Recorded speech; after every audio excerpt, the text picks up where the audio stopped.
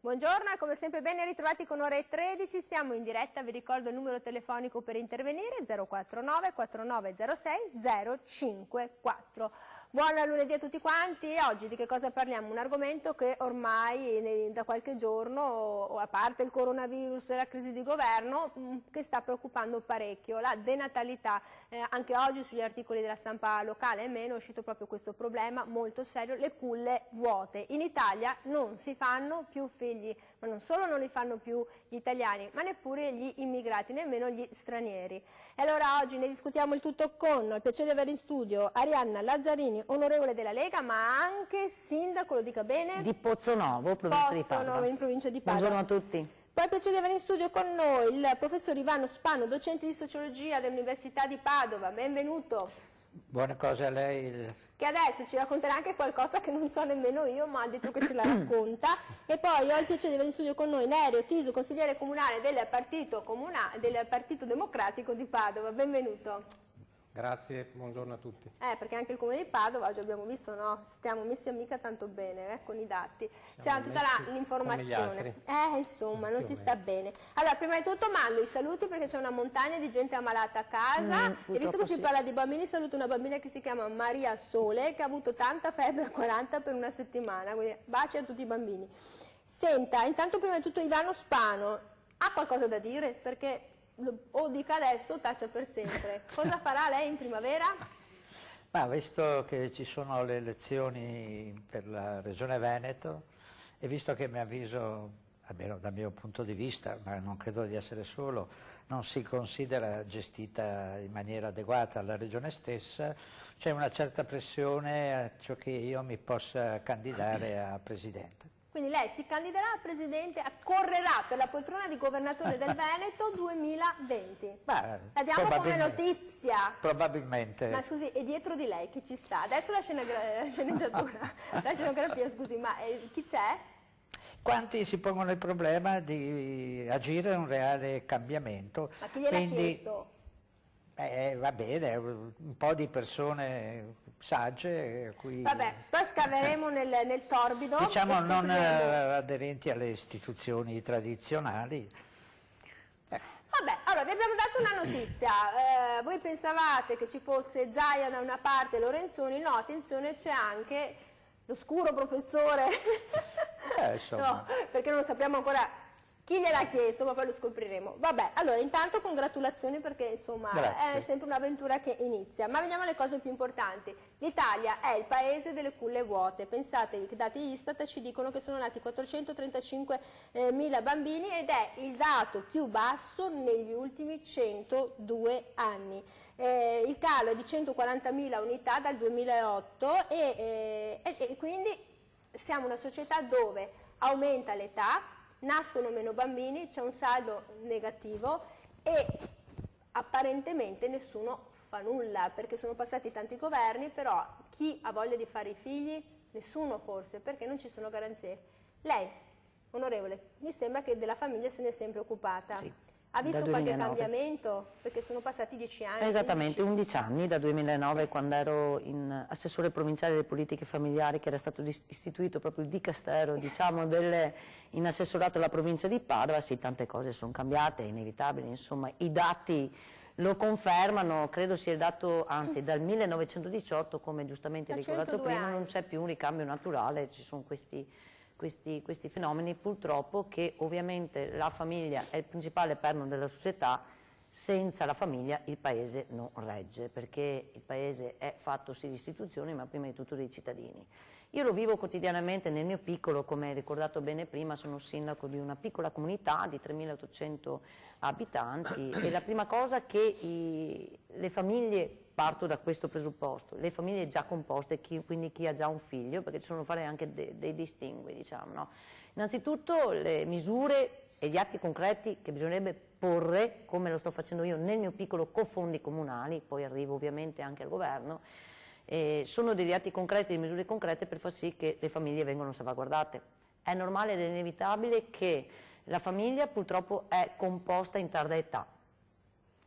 i dati anche Infatti, secondo i dati dell'Istat dicono fanno più figli le donne sui 40 che le donne età più media giovani. 32, se è stato fatto un calcolo, quindi non è che ci siano meno figli, il problema è che ci sono meno donne che fanno figli in età fertile, parlano di 180.000 unità in meno, ma perché è una cosa naturale. Adesso, lo sappiamo benissimo tutti, crisi di lavoro, o comunque se un giovane trova un lavoro non è un posto fisso o un precario, quindi manca proprio una politica lavorativa. Le banche già dal 2008, 2009, 2010 con la crisi che è emersa, le banche cosa fanno? Di certo non aiutano le giovani coppie, come non stanno aiutando le aziende, tanto meno le famiglie, per cui la prima cosa che chiedevano, io lo vivo quotidianamente perché avendo anche l'assessorato sociale, questi sono problemi che sento dalla mattina alla sera. Non avendo un posto fisso, o comunque uno di due fidanzati non hanno un posto fisso, per cui non danno più i mutui, o comunque tassi agevolati, per cui è ovvio, naturale che non fanno figli. Ora che trovano un posto, ora che si arriva a tarda età, quindi questo è un problema e bisogna fare delle iniziative concrete, sia per chi hanno dei figli ma anche per chi ha voglia di fare una famiglia. Altrimenti succederà che i dati parlano chiaro, nel 2040 avremo 1.200.000 persone in meno, 6 milioni di anziani in più. Quindi cosa significa? Se non c'è un ricambio naturale, significa che non ci saranno più figli, significa che non ci saranno più persone giovani che creano lavoro, economia, ci saranno solo dei costi fissi, lo Stato dovrà pagare contributi previdenziali, ma soprattutto l'assistenza sociale e sanitaria, perché pensioni... questo diventa un problema, non è che si facciano i figli per pagare le pensioni, però si dovrebbero fare i figli perché si ha voglia e sia nel momento esatto nel quale si vuole fare. Le istituzioni dovrebbero essere più vicine, fare delle scelte amministrative o governative, come l'ho fatto io nel mio piccolo, dove nel mio programma elettorale di 3 anni fa ho detto la prima cosa da fare è sostenere la famiglia. Allora, si investono con dei fondi pubblici. 049 4906 054, voi siete a casa, cosa pensate? Perché non nascono più figli? Perché gli italiani non fanno più figli? Perché sono anche diventati più egoisti, più narcisi, non hanno voglia di impegnarsi? Perché c'è un sociologo, un suo collega che sostiene anche questo, che siamo diventati una società narcisistica, narcisa, quindi tende, diciamo, ad accontentarsi di se stesso e di non aver voglia di impegnarsi, perché avere figli e famiglia diventa un impegno molto forte. E c'è anche poi il problema, perché il tasso di fecondità per una donna italiana è di 1,29 bambini, siamo quasi al polo e mezzo per dirla, e quindi è una situazione piuttosto grave. E tanti governi hanno parlato di bonus bebè, bonus per gli asili, bonus per gli assegni, il voucher per le babysitter, le detrazioni e le deduzioni, però il dato è inquietante. Allora, professore? Sì, il dato è inquietante. Credo che le misure che si stanno pensando siano necessarie ma non risolvono il problema, perché sono misure, come dire, di civiltà, punto. Che aiutare le persone, aiutare le famiglie, non certo a mio avviso avrà un'incidenza sul calo delle nascite, eccetera. E il sociologo che lei ha citato, non so chi sia. Adesso le troverò il nome, sto cercando non è importante, sosteneva appunto in questo articolo che il problema siamo noi, siamo una società con la prolunga digitale sulla mano, quindi il cellulare, che se anche fai figli non neanche li guardi. Sì, allora ha intuito a mio avviso abbastanza bene il problema, che è quello che sempre ci sfugge, cioè dei significati che sono interni al processo ma non sono visibili. Giuseppe De Rita.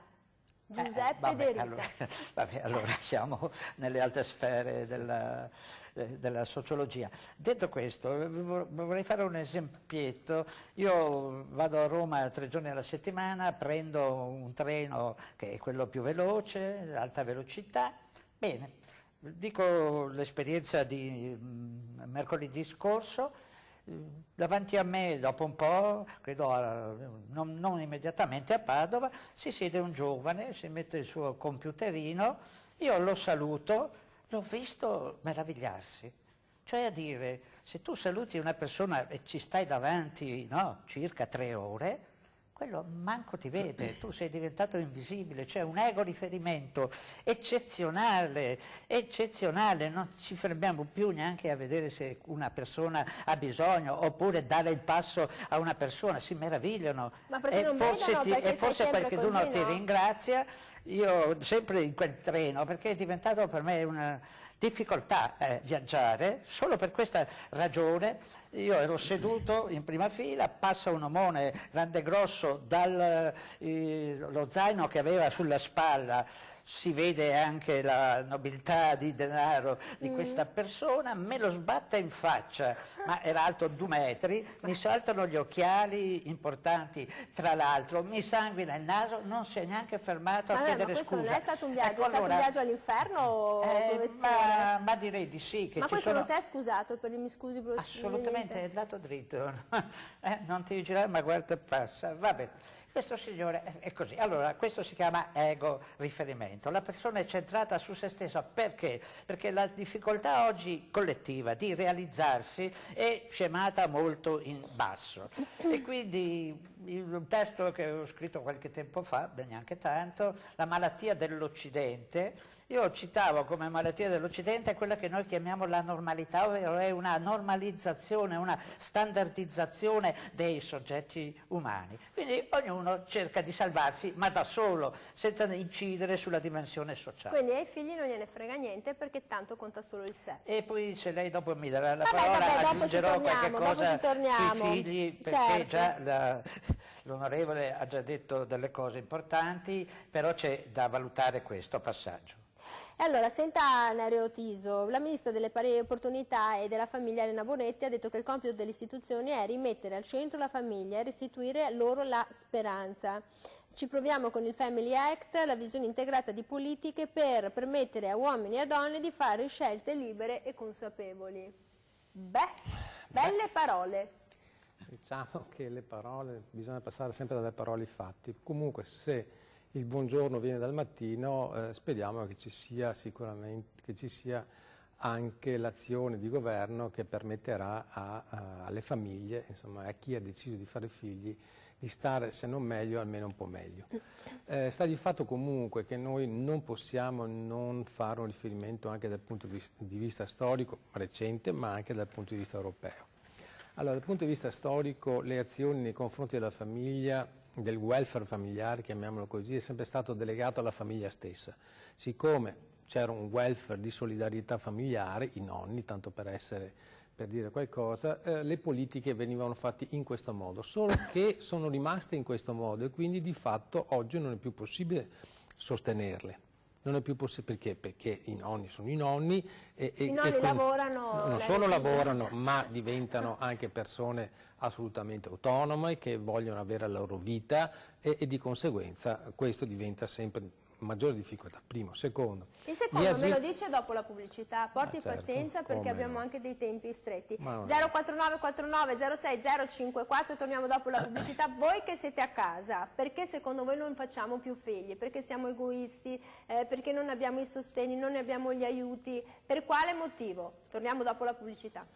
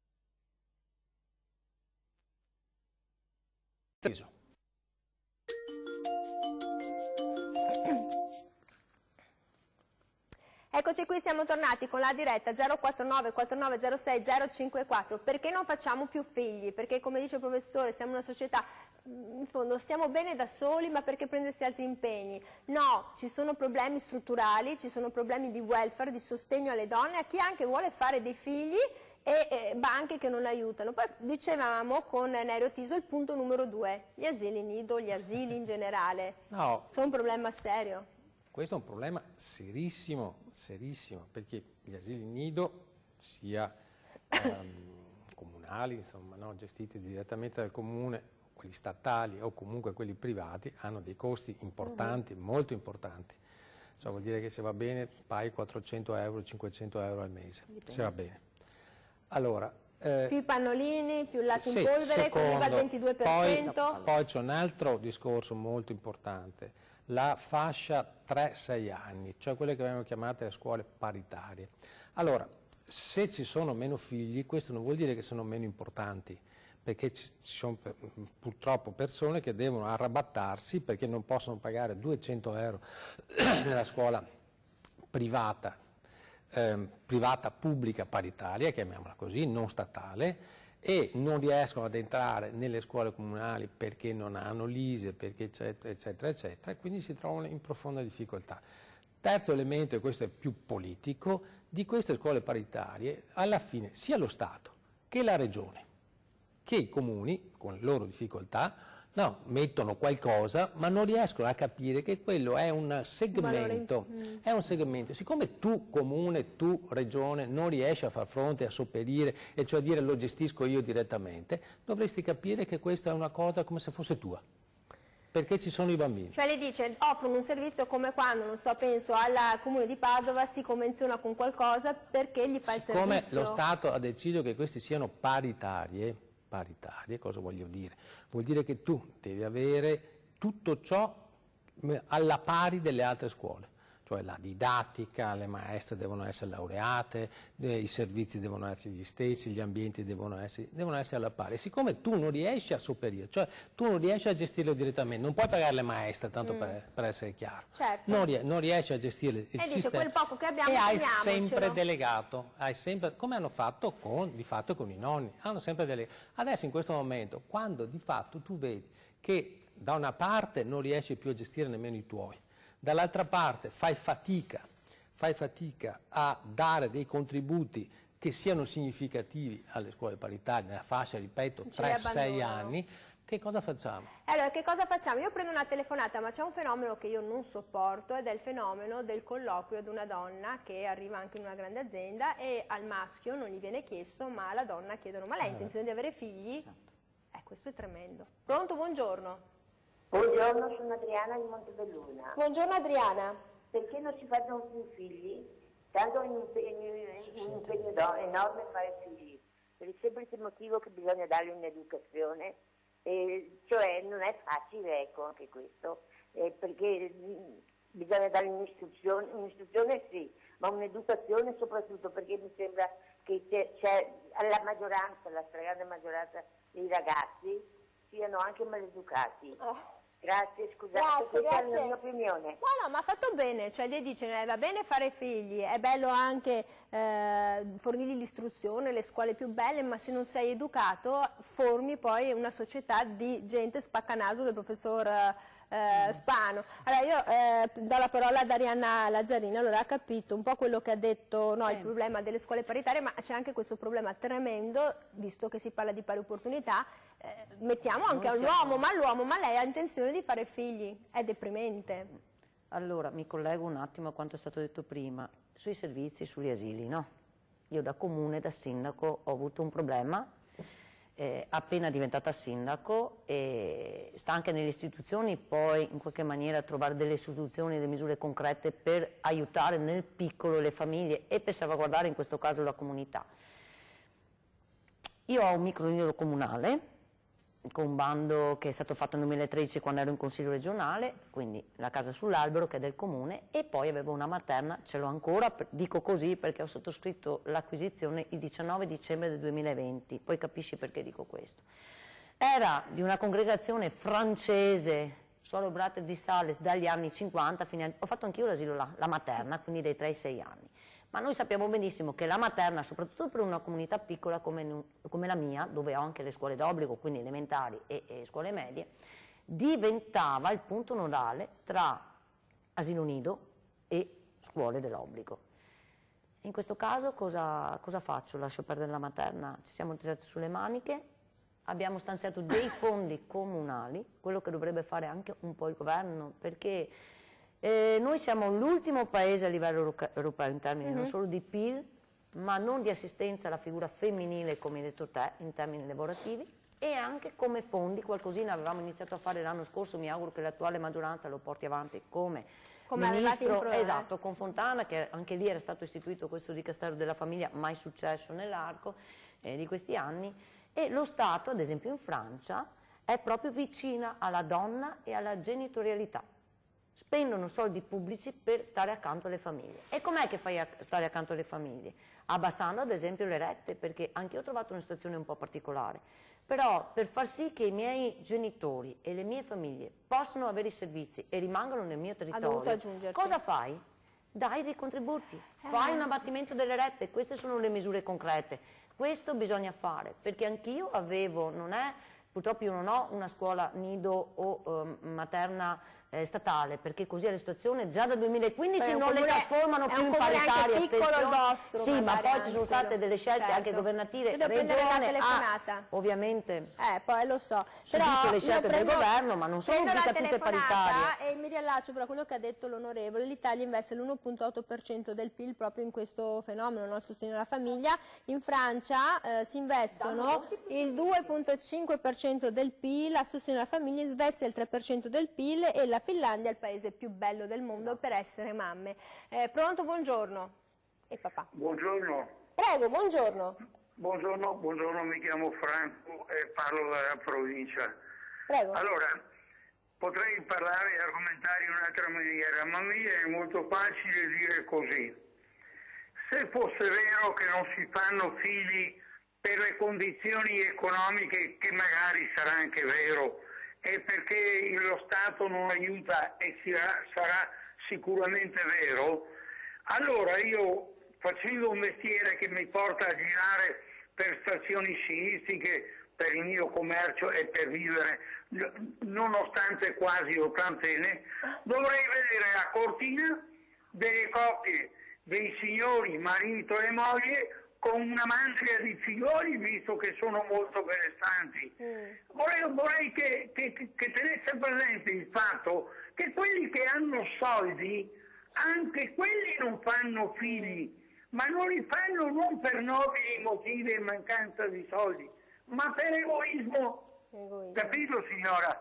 Ha ragione. Ripeto ancora: Sassè, St. Moritz, Crans-Montana, Cervinia, io bastico quei posti lì e vedo marito o moglie con un bambino e non vedo marito o moglie con 5 figli. Vuol dire che i motivi sono egoistici. Allora guarda, mi va benissimo, signor Franco, perché io mi allaccio di colpo al nostro sociologo. Quindi, signor Franco dice: non è una questione economica, perché dove lavoro io, come lavoro io, giro le, chiamiamolo così, località più belle, più costose per quanto riguarda la montagna, lo sport, lo sci e tutto.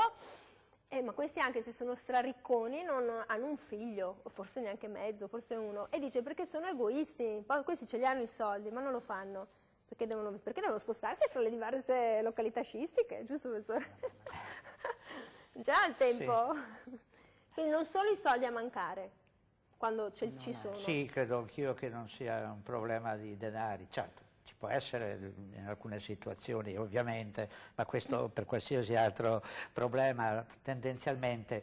No, allora, diciamo che gli studiosi di questo settore, quindi della famiglia e quindi lei ha citato bene la genitorialità, perché non sono separabili queste due dimensioni, oggi invece lo sono, perché sono tutti d'accordo. Io mi sono portato il lavoro di insigni sociologi e non solo, psicologi, che tutti sono d'accordo di dire che oggi la famiglia non è la famiglia delle regole e quindi degli affetti eccetera, ma è retta dal desiderio dell'altro. Quindi è un aspetto desiderante che viene posto, no, come valore fondamentale. Quando il desiderio si spegne, la famiglia naufraga. Questo è un problema straordinario, pesantissimo, no? Per cui non c'è più il senso della famiglia, quello che è già stato detto, eccetera. Che noi ce l'abbiamo in corpo e anche lo abbiamo vissuto diversamente. Mentre quando questa famiglia si basa sul desiderio, è il desiderio non della famiglia, ma dell'altro, che si organizza anche come famiglia, è un plus, no? ci sono molti che non si sposano oggi, no? Pur potendo essere famiglia, avendo figli, perché no? Ecco. E poi io aggiungerei, se lei mi lascia qualche minuto ancora. Un minuto perché non è in pubblicità, dopo Un minuto, allora volevo sollevare un problema che riguarda proprio i bambini oggi, l'infanzia oggi. Allora, che è quella diciamo... che patisce di più questa situazione. Allora, quando torniamo dalla pubblicità, le do un minuto e mezzo e poi sentiamo Tiso. Allora, 049 49 06 054, noi non facciamo più figli. Una signora ha detto perché anche se li facciamo dobbiamo dare educazione. Il signore di prima ha detto anche i ricchi non fanno i figli, cioè anche i ricchi piangono, no? Mi ricordo il film. Quindi, che tu abbia soldi o no, alla fine forse sì, è un peso figli, magari anche fare i figli, ovviamente, perché vogliamo essere un po' più liberi. 049 49 06 054, torniamo dopo la pubblicità. Treviso.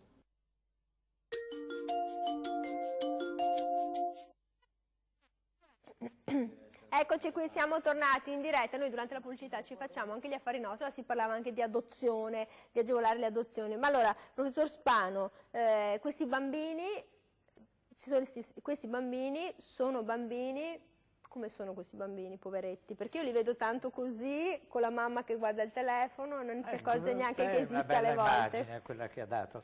Allora, mi permetterei di citare alcuni dati perché così capiamo la situazione. Bene, 20 anni fa si diceva che nasceva un bambino autistico ogni 2000 nati. Oggi nasce un bambino autistico ogni 190 nati. Questi bambini sono tutti autistici, un bambino autistico ogni 90 nati. In America ancora peggio. Ma cioè autistico con spettro autistico, cioè perché l'autismo ha spettri pazzeschi? No, questa è una leggenda metropolitana, sì. Sì, basta non guardare, ci sono gli spettri. Esiste un manuale internazionale, il DSM, è arrivata la 5ª edizione, manuale di diagnosi e cura, poi l'hanno fatto gli americani, anche qui non si capisce perché quello degli americani deve essere valido per tutto il mondo, vabbè, chiusa la parentesi, che ne dà solo una genesi e a mio avviso anche sbagliata perché non sanno più niente di cos'è l'autismo. L'autismo nasce come un prodotto psicologico, tant'è che la modalità di espressione è l'evitamento della relazione. Tu chiami Tony gira la faccia dall'altra parte e non c'entra col dato biologico, c'entra nella dinamica relazionale madre e figlio. Io qua potrei spiegare queste cose. Quindi lei dice, attenzione, facciamo dei figli e questi bambini, 1 su 100, sono anche, soffrono di autismo. Dall'altra parte vi do un altro daterello che tutti tacciono.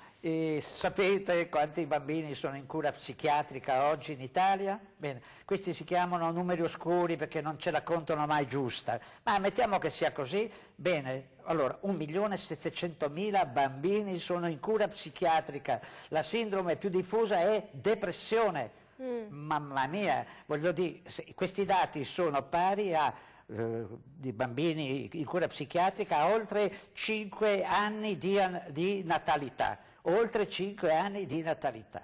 Allora non ci sta facendo bene questi dati. Del lunedì no, per niente. Io prendo la telefonata, però ci deve far riflettere questa cosa. Pronto, buongiorno. Pronto, buongiorno, Nadia da Treviso. Buongiorno Nadia.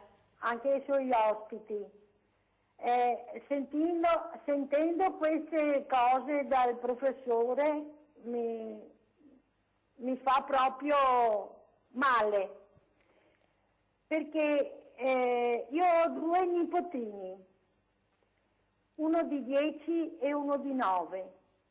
Comunque li vedo proprio mosci, non hanno, non so, non li vedo come vedevo io i miei figli. Una volta si viveva meglio. Io sono rimasta sempre a casa, ho fatto la casalinga, ma si poteva, adesso uno solo non ce la fa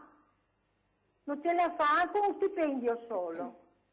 Ormai si è evoluto troppo e non vogliono più sacrifici, perché avere dei bambini porta dei sacrifici devi rinunciare a tante cose e adesso non vogliono la rinuncia, vogliono la libertà. Io ne ho uno sposato e uno è ancora qua a casa, 42 anni. Ah, ma c'era un bel film francese, no? Che raccontava un po' così. Allora, signora Nadia, intanto io la ringrazio. Grazie mille. 049 49 06 054, se volete poi anche insomma, commentare, chiedere qualche informazione, siamo qua a disposizione. Senta Nerio Tiso, c'è una cosa molto importante, che è una parola che secondo me deve ritornare in uso e deve essere definito un lavoro, la casalinga o il casalingo.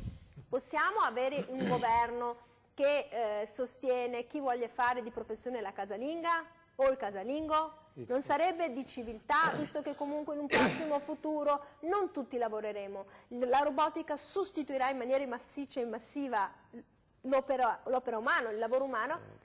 Magari pensare a fare la casalinga, il casalingo, diciamo che una l'industria professione. ha sostituito l'agricoltura e siamo ancora qui. Insomma, Vabbè, ma ci sono meno persone che fanno i braccianti. Dopo bisogna meno... vedere se le casalinghe vogliono effettivamente fare i figli, insomma, perché non è mica detto, non è così automatico. E poi forse bisogna anche valutare il lavoro della casalinga, se effettivamente è un lavoro della casalinga o non è altro, o possono fare anche altro, poi ci sono i lavori in nero, un disastro, insomma. Cioè, io sarei per naturalmente fare una valutazione seria, anche perché il lavoro di chi rimane a casa non è che perché sia... dice, una casalinga, se hai figli, non è casalinga se non hai figli. Sì, no, fa sempre la casalinga, però non è automatico che la casalinga faccia anche i figli, voglio dire, per seguirli meglio, non è automatico. Magari si predispone nell'umore di No, poterli fare. voglio tornare però un attimo da quello che diceva il signore, ma i ricchi non fanno i figli. Mi sembra sia una logica, il mondo occidentale ha meno figli, se noi andiamo in Africa, andiamo in America Latina, i figli ci sono, eppure non è che stiano meglio degli altri. Ma nascono e muoiono. No, ma certo, però ci sono, perché il figlio non è solamente un elemento del futuro del genitore, ma è per qualcuno un dono di Dio, per qualcun altro un benessere che arriva, per qualcun altro delle braccia che possono essere utili, eccetera, eccetera.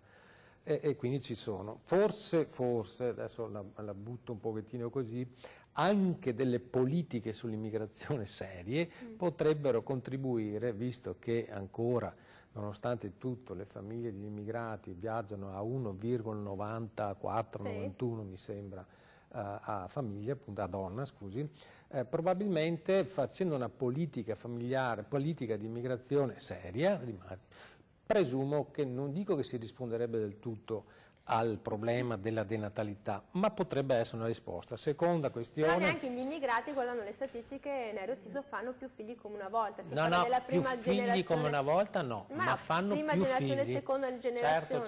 Certo, ma fanno più figli, fanno sempre più figli di noi.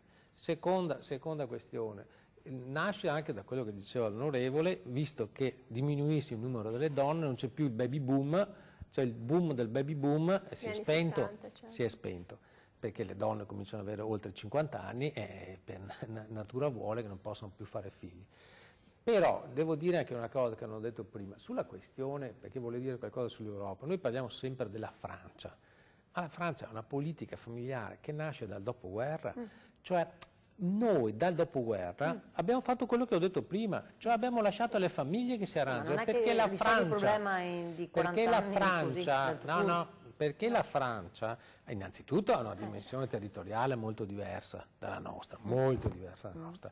Secondo, perché ha investito sul futuro, perché i bambini non sono i bambini solamente 0, 3 anni, 3, 6 anni, 6, 12 anni, sono i ragazzi, sono quelli che decideranno il futuro di questa società, lo decideranno, e allora lo decideranno anche per coloro che chiamiamoli pure egoisti, che decidono di non fare figli, decidono di non fare, non perché non possono averli, decidono di non fare figli perché questi qua non solo gli pagheranno le pensioni, e questo qua è automatico, ma questi qua saranno coloro che li cureranno, che gli ripareranno la macchina, che gestiranno le politiche ambientali e via discorrendo.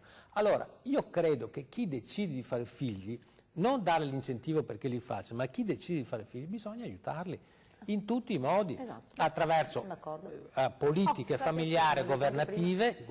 Io spero vada in porto sta questione che è stata rinviata a febbraio, non so, spero che spera perché se siamo qua anche se inizierà il 2021 ma senta, però dell'assegno unico e via discorrendo. Erano già previste alcune misure concrete, certo, scusatemi, perché ma già dalla precedente legge bilancio del questa, 2019 che siete due non è che però tu curo riusciamo a risolvere un problema. No. La Francia si sa, ha sempre investito, l'ho detto anche prima, dal dopoguerra. La Svezia pure, la Finlandia.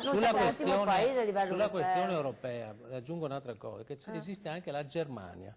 La Germania viaggia 1,91 figli a donna. Nel momento in cui dico che l'Italia è l'ultimo paese, si capisce che tutti gli altri io sono posso sopra. chiedere che un governo possa investire un po' di più del suo PIL. Ad esempio penso che il bonus bebè, per esempio, penso più alla Svezia, siamo in Europa, 1450 euro ogni anno dato fino ai 16 anni di vita, e il congedo parentale di 480 giorni per la donna, di cui 390 pagate a stipendio all'80%. Qua si paga il 30%. Ma non muori di fame. Questo significa che hanno investito di fondi pubblici per il sostegno alle famiglie. Chiedo, perché la Francia investe 53 miliardi di euro alla voce famiglie e figli, e alla nascita ti danno 927 euro, poi ogni mese ti danno 185-200 euro. Noi avevamo iniziato l'anno scorso, faccio un esempio perché, ripeto, non è che tu puoi cambiare il paese dall'oggi a domani. No.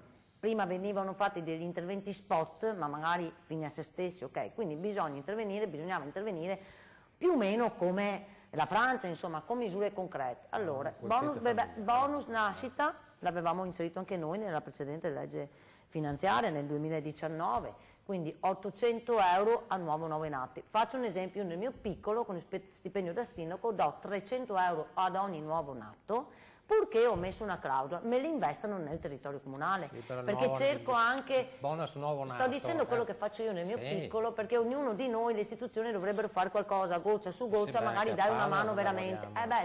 Io vivo le mie difficoltà, tu vivi le tue, io ti dico cosa sto facendo a livello amministrativo, e questo dovrebbe essere paragonabile anche a livello governativo, che già qualcosa si era iniziato a fare. 300 euro per un nuovo nato non sono cose da poco. Io ho detto però, purché me li investite nel territorio comunale, per favorire i miei esercizi. No, a nuovo nato. Ma con fondi comunali, ragazzi, cioè forse non ci siamo capiti, che a volte ho capito quello che stava dicendo anche il mio collega qua in trasmissione, e magari forse voleva dire che dal 2022 si arriverà all'obbligatorietà della materna dai 3 ai 6 anni. Sì, ma bisogna anche sostenere poi, o sono tutti a carico dei comuni?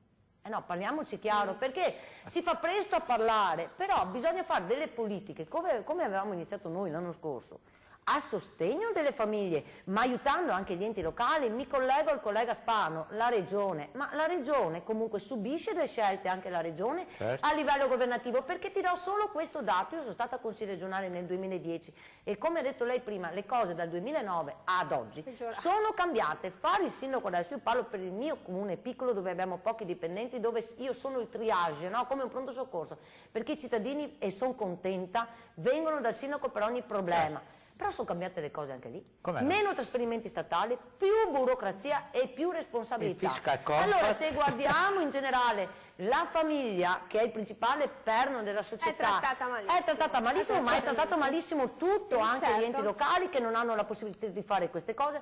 Siamo partiti con fondi disponibili nel 2010 con 535 milioni di euro, quello che tu potevi disporre, in termini, parlo in maniera proprio semplicistica, per fare delle iniziative per le politiche sociali piuttosto che lavorative per i giovani. Siamo arrivati a marzo 2015, parlo di quando ero in regione, a 75 milioni. Avete capito? Questo cosa significa? Allora, significa che non Quindi io ti faccio un grande in bocca al lupo per la tua nuova esperienza regionale, spariranno i ghiacciai, aumentano i pensionati. Già tanto se tu salvi l'amministrazione. Comunque Spano l'ha già chiamato collega, l'ha già collega nel senso di trasmissione. Ma certo. Collega nel senso di trasmissione. Però allora io ho fatto in bocca al lupo. Comunque è molto interessante Nerio Tiso quello che ha detto. Attenzione, che non è che il bonus bebè a 800 euro quando nasce, bisogna accompagnarli questi figli, e secondo me il modello svedese che ti accompagna fino ai 16 anni è un modello molto intelligente. Io devo andare in pubblicità. Un bel modello svedese fino ai 16 anni 1450 euro. Vabbè, però tutti pagano le tasse. Esatto. Tutti pagano le tasse. Quasi tutti. Caro Nascite, 049 4906 054, dite la vostra opinione e poi sentiamo il professor Spano. Tutti pagano le tasse.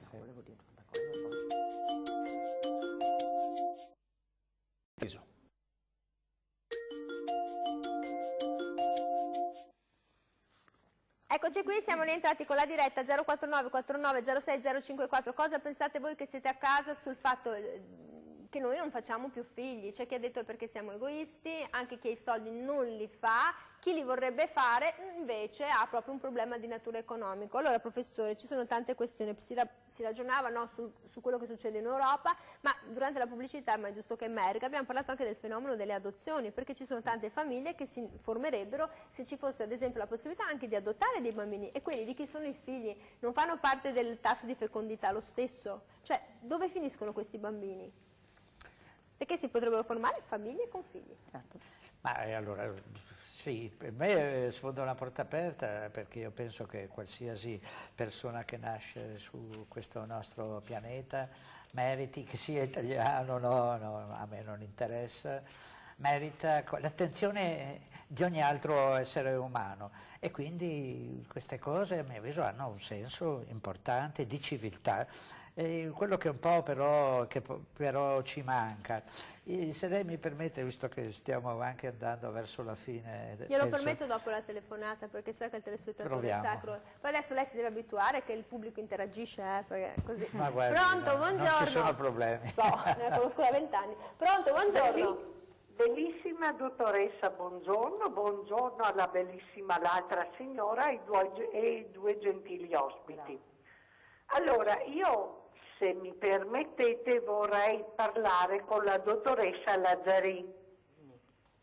Signora, gentilmente ho lasciato il mio numero al suo comune da già 10 giorni. Se gentilmente mi chiama, perché i nostri accordi erano diversi. Se per piacere, quando va in comune e chiede di Nadia, se mi può telefonare. Okay. Mi scusi, ma non avendo avuto... vabbè, ha fatto bene, ha usato la TV. Grazie signora Nadia, grazie. Arrivederci. Arrivederci. Buona giornata. Grazie, 049 49 06 054. Allora, continuo con qualche dato mitragliatrice innestata. A Bologna nasce rete ospedaliera pediatrica contro gli abusi infantili. A Bologna, bene. Neuropsichiatria infantile a Palermo dal 2016 il 40% di accessi in più. Bene, sentite questi dati, poi parliamo di chi li governa, questi bambini, chi li governa? La famiglia. Dove sta la famiglia se permette queste cose? Una chicca finale, e questo non lo so, è demenziale, lo posso dire anche se poi mi potranno anche attaccare da un punto di vista giuridico. Questo che parla è il numero 1 dei medici della regione Lazio. Il discorso è dell'11 dicembre scorso. 2019. Bene. Qui dice, vado a leggere proprio 3 righe per non sbagliare, che dice le varie società scientifiche, associazioni di neonatologia, pediatria, eccetera, eccetera, devono lanciare un allarme sulla necessità di sostenere la famiglia, il neonato, il bambino, con tutte le difficoltà sociali e assistenziali che abbiamo. Quindi, perfetto questo. Riga sotto, leggo 3 righe. Il problema più grosso, il tema che più ci assilla, è la pertosse. Leggo ancora più sotto, e quindi la necessità di vaccinazioni da eseguire in gravidanza, no, è ancora troppo non presente.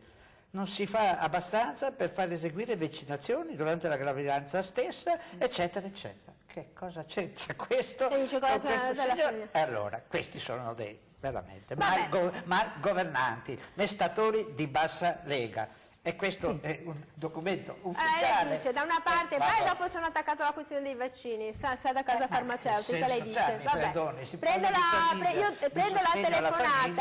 telefonata, pronto, buongiorno. Buongiorno a voi tutti quanti, alla vostra trasmissione. Buongiorno. Niente, a riguardo del calo delle nascite, a mio avviso principalmente non ci sono soldi nelle famiglie.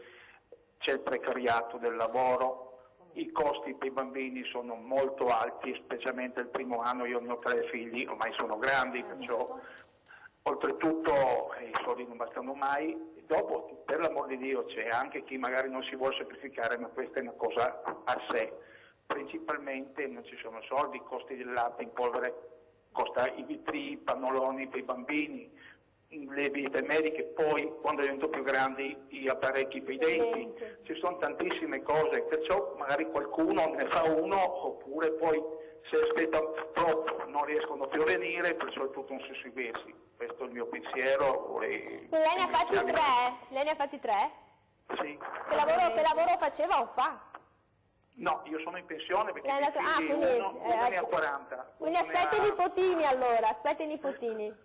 Speriamo, sono qualche aspetto, se facevano come me li avrei già grandi i nipotini. Vabbè, sono cambiati i tempi, gentil signore. Intanto la ringrazio molto per il suo intervento. 049 49 06 054. Senta, io mi riallaccio per una cosa, professor Spano, poi vengo da Tiso. Sono rimasta molto colpita da quella notizia della coppia che aveva concepito la figlia per abusarne. Non so se l'avete letta, l'avete sentita. Allora, giustamente anche Tiso, se gli accessi al pronto soccorso pediatrici sono aumentati, c'è anche un problema di gestione dell'infante.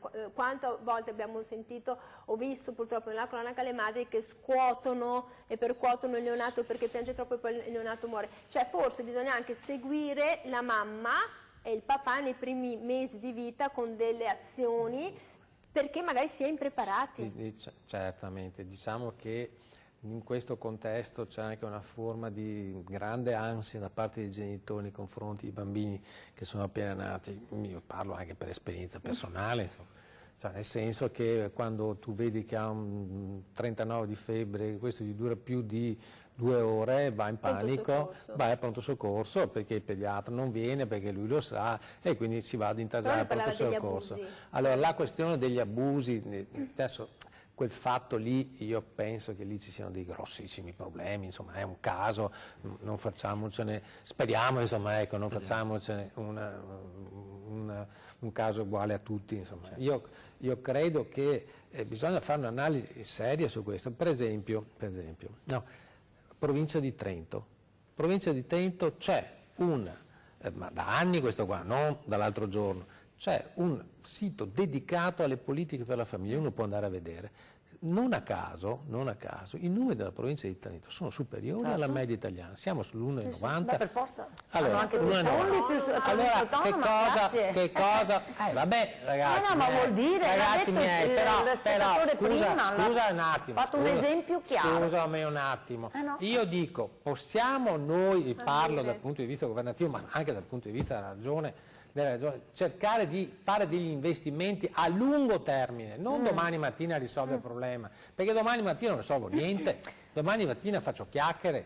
Allora, a lungo termine possiamo diventare, non dico come la provincia di Trento, perché la provincia di Trento sappiamo, ha altri fondi, eccetera, eccetera, ma li gestisce anche bene, dobbiamo anche dirlo. Ma ci mancherebbe anche. No, ci mancherebbe anche, c'è chi li ha e non li gestisce bene. Chi? Allora, tipo chi? Chi non gestisce bene? Sì, ci sono tante regioni o comuni che non gestiscono, però fatalità questi comuni nonostante gestiscono male. Ferma, non è questione di comuni, eccetera. Sì. Io parlo per il mio comune che ha 211.000 lei abitanti. ha detto che ci sono 211.000 abitanti. Le nostre politiche familiari sono di un certo tipo. Stiamo lavorando per lavorare per domani, non per oggi. Allora, io dico, le politiche che dovrà affrontare il governo e la regione Veneto, sappiamo il taglio netto nei confronti delle scuole paritarie, giusto per ritornare, che ha fatto. Sì, per forza, perché non c'erano più fondi a livello governativo. Seconda questione, mi rifaccio a quello che diceva il professore, sulla questione dell'intasamento anche dal punto di vista della psicologia per i ragazzi.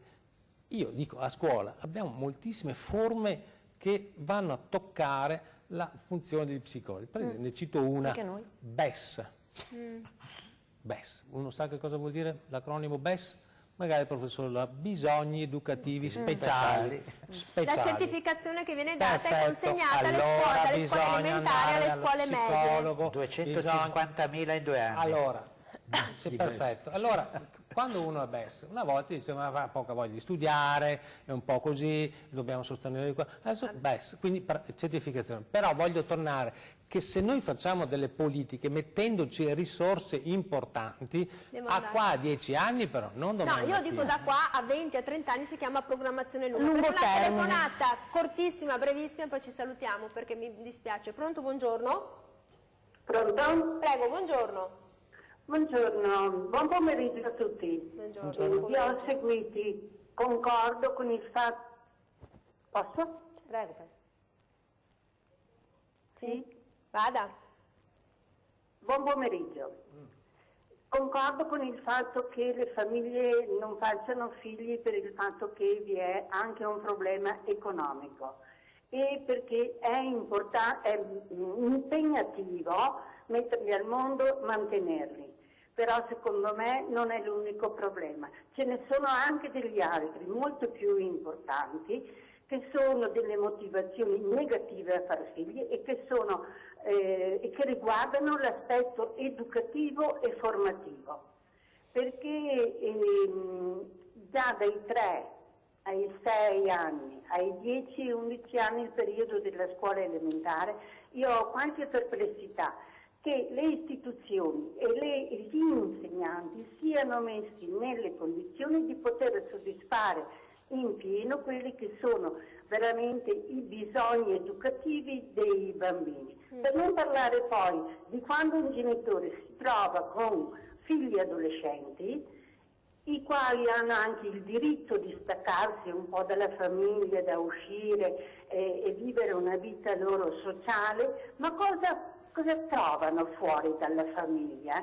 Sentiamo spesso parlare di droga, sì. alcol, fumo, violenza e tutte queste cose qua. Lo Stato perché non tutela questi certi bisogni formativi dei... Signora, io devo andare in chiusura perché siamo davvero fuori. Io la ringrazio perché comunque insomma, sulla questione educativa mi pare che Nerio Tiso abbia detto poi anche docente e insegnante. Io devo chiudere, però anche una cosa importante: quando una donna partorisce, fatela partorire senza dolore, perché poi un parto molto cattivo e traumatico non induce a un secondo parto, purché ti dicono con dolore che si dimentica, si dicevano. L'Organizzazione Mondiale della Sanità dice che il parto deve essere assistito con l'anestesia e con l'anestesista. In Italia noi non lo facciamo ancora. Io saluto molto Arianna Lazzarini, onorevole della Lega e sindaco del comune di Pozzonovo. Buongiorno a tutti, grazie. Ringrazio il concorrente premier, governatore Ivano Spano, docente di sociologia dell'Università di Padova, per essere stato con noi. Ringrazio davvero molto Nerio Tiso, consigliere comunale del Partito Democratico di Padova, ma anche insegnante. Se volete andare a leggere c'è del demografo dalla Duana, c'è un documento molto importante. Io devo su salutare, Asbes devo salutare tutto, ringrazio tutti coloro che hanno chiamato, chi ci ha guardato, un saluto a tutti.